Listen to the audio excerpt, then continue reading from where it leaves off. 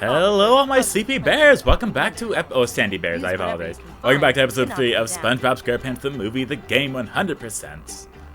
We're doing Rub-a-Dub-Dub, Subside, in the annoying sliding level. That's the best way I can put it for this first one. The last of Plankton's propaganda towers are here on the edge of the desert. Oh, breathtakingly evil. These tracks form part of a slide through this area. I need you two to race down them and knock those towers over.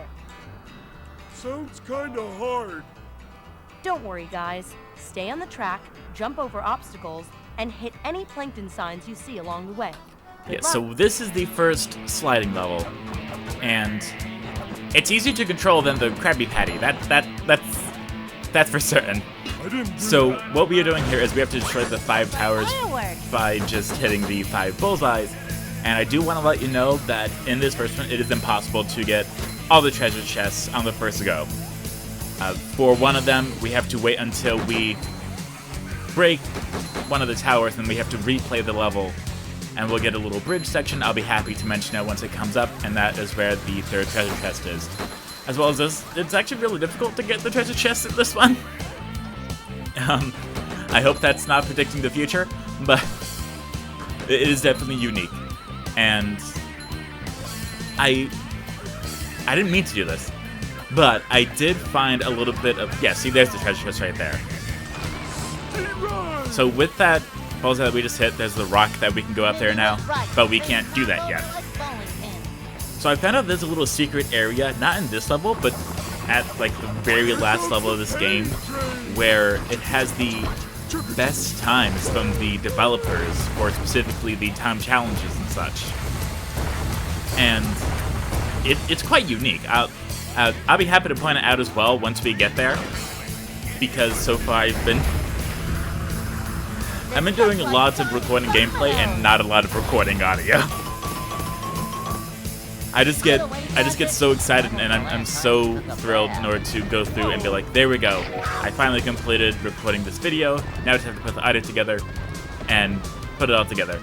But it's honestly the most time-consuming part is just waiting for the video to process, as well as going through and editing out all the deaths and errors.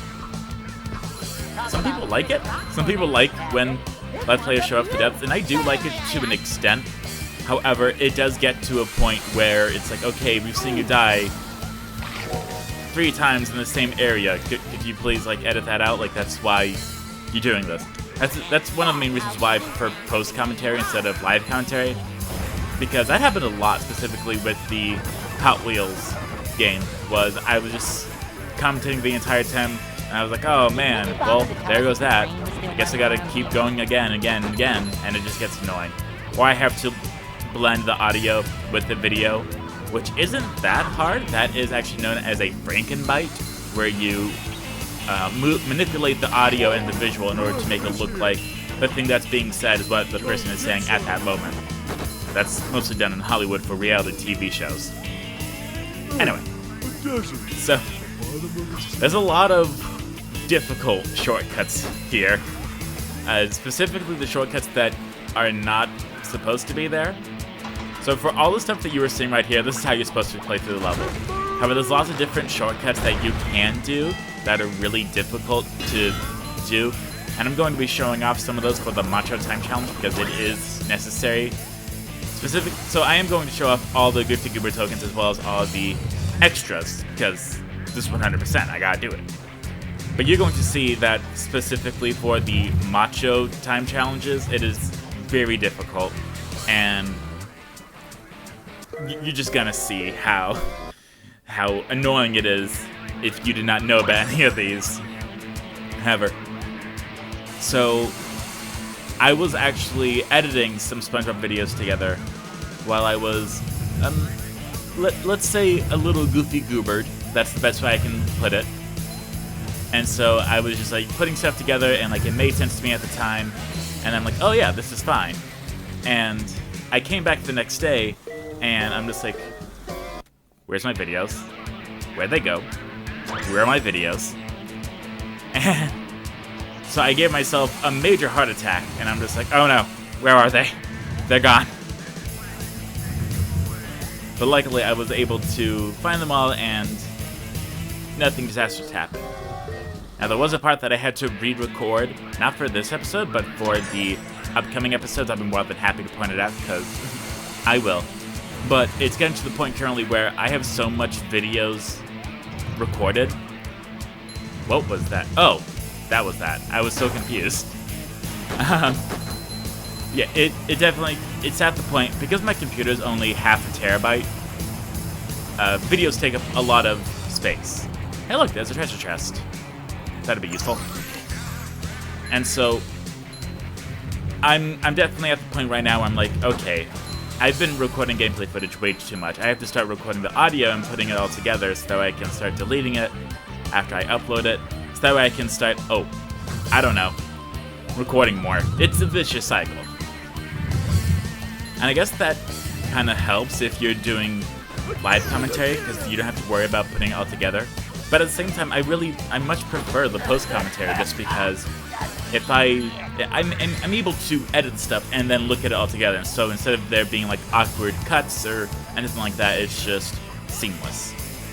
Some people might not enjoy that, some people might enjoy the live commentary, but I can let you know that when it comes to live commentary, I say lots of likes and ums. I knew you guys could do it. Here's your reward. If you want to see me try a live commentary with the video I did just recently, you can check out my Chikara video. So yes, here we are showing off the other 2 treasure chests, because that's what a Let's Play does. Oh yeah, so specific right here. So it'll be very early on, there'll be the big rock, you will go up it, get to the bridge, and then we can get the extra. And you can just ignore that time trial, that's super easy to do if you just do the regular stuff. But here, we have the rings, which are not fun. But we did unlock some of the extras, and I can't remember if I showed them off or not. However, rest assured, when we get the final extra, I'll be more than happy to show them all off. So here we have some artwork just from the game and such. Nothing too amazing, just a lot of stuff that we haven't seen yet. Here's some snippets from the movie. And I'm begging people to not make any of these pictures their wallpaper or their background. It's completely up to you. You have free will. You can do whatever you like.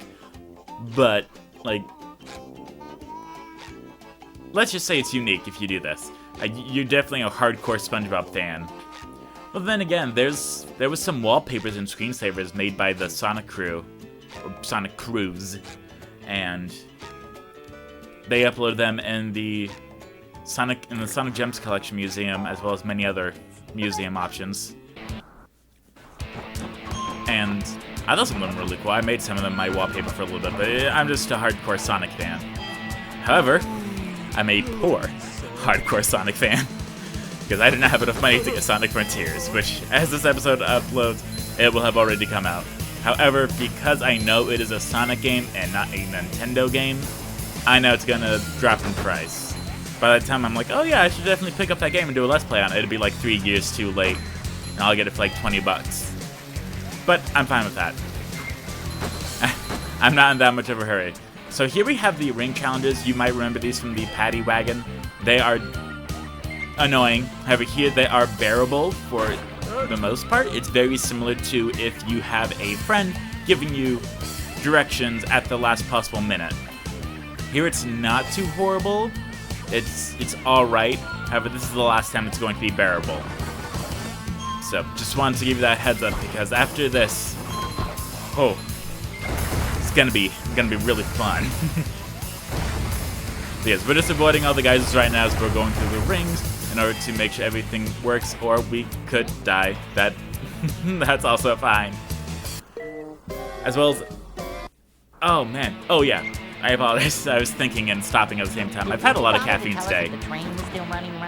I really would like if the rings showed like the next one coming up before you reach the current one, just so you could try to plan the route a little bit better, so you can be like, oh, I have to go here, so you have more reaction time to it instead of just, oh, you know, That's just what I think. I think it would be a lot better, but then again, this is a game from 2004. I don't think they're gonna make a remake of it anytime soon. If they do, that'd be awesome and extremely infuriating, but you know, awesome nonetheless. As well as I am going to. This is something that I actually haven't talked about yet, so I'm very excited to talk about it. I'm going to take my PS3 and I factory reset it. I'm going to trade it in order to get a PS2. The reason for this is because I'm gonna give you the words. I can speak English. It is impossible to record off the PS3. In order to record off the PS3, you either need an HDMI switcher which works most of the time, or you have to get an HDMI splitter, which specifically works for the capture card that I have. And I just haven't played the PS3 in a long time, and the PS3 is already losing its software and internet and everything else, so I'm like, what's really the point? However, with the PS2, that's another composite game, I can very easily do that. So, I already have the box and everything, I just gotta plug it in and I'm like, whoop, there we go.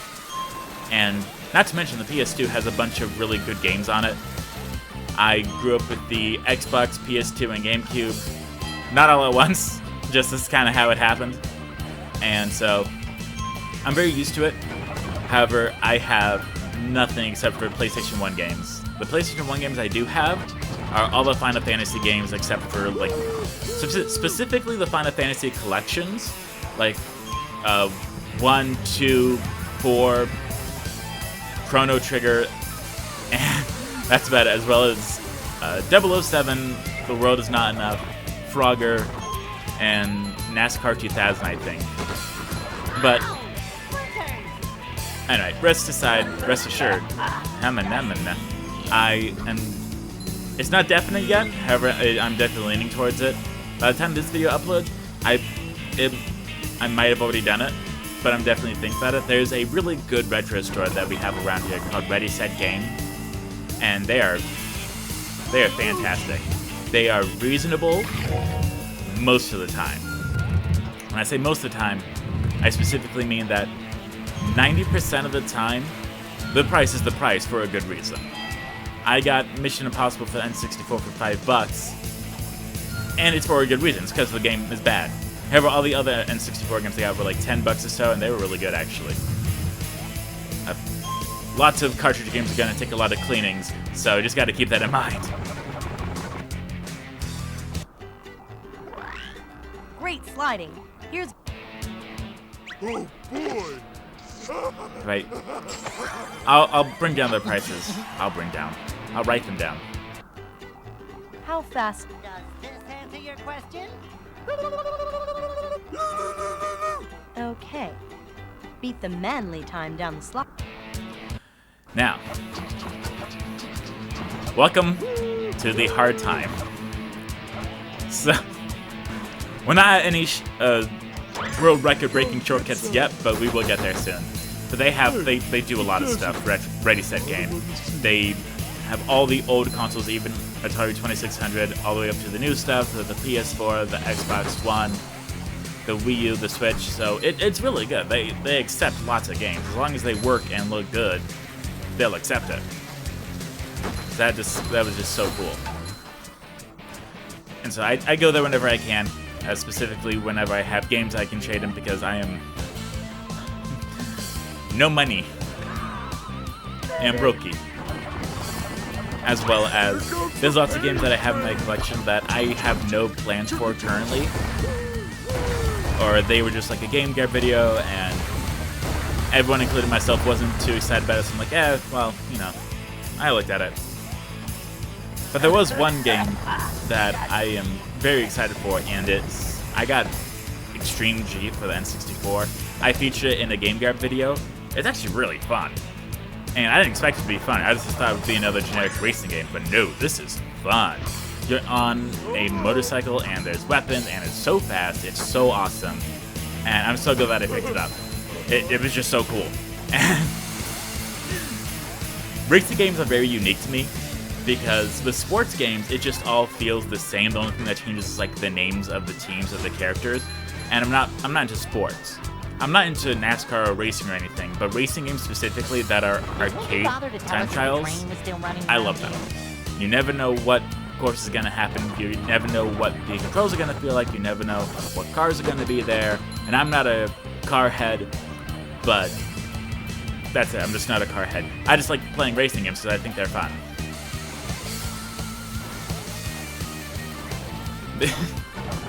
I don't know. I was so busy talking about car games I completely forgot about everything else that was going on. And this one's a beaut. Thank you, SpongeBob. You're hilarious. Now, I am very excited because we are going to have quite a bit coming up. We have lots of fun. We have lots of unique levels coming up. And we're going to have one of the most difficult levels coming up. That is for definite. Just because, why not? It'll be great. So this is how we are supposed to take the shortcut here. That isn't a record-breaking one. It's just one of the ones that helps you save lots of time. At least enough time in order to beat the macho, manly time. But still, we are pulling it in close with only about roughly 12 seconds to spare. You guys rock, as promised. Oh boy!